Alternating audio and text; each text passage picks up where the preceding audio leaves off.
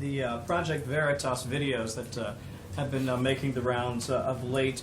Does the White House have any reaction to the dismissal or the severance of two veteran Democratic operatives after the release of the latest Project Veritas videos? In particular, I want to draw your attention to Robert Kramer, a convicted felon who visited the White House, according to reports, 342 times, also met personally with the president some 47 times, the most recent occasion being in June of this year.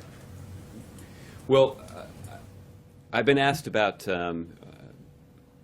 videos that have come from this outlet in the past, and in each time I've tried to urge people to take those reports not at face value, and not just with a grain of salt, but maybe even a whole package of salt, because despite what the name might suggest, these videos have not often revealed the truth.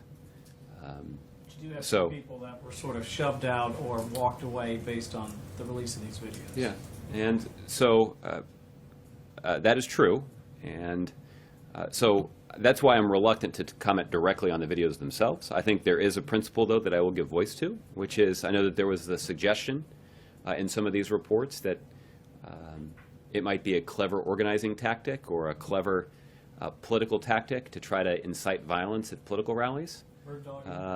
That is entirely inconsistent with the President's view about community organizing and waging a vigorous campaign.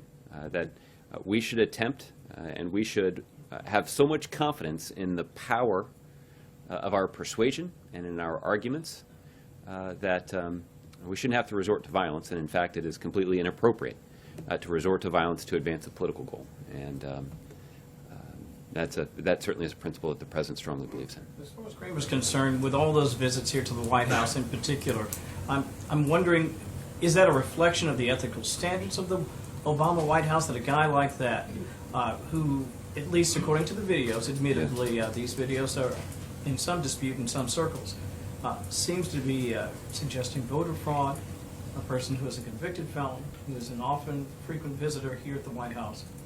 It is a reflection, some would argue, of the standards of this White House, that that's the type of person that's here with that sort of frequency. Yeah. And I think at this point I would urge extreme caution in drawing conclusions about anybody's character based on a few hours of having looked at this video, because time and time and time again, information that was released by this organization is a lot different than initial reports would indicate.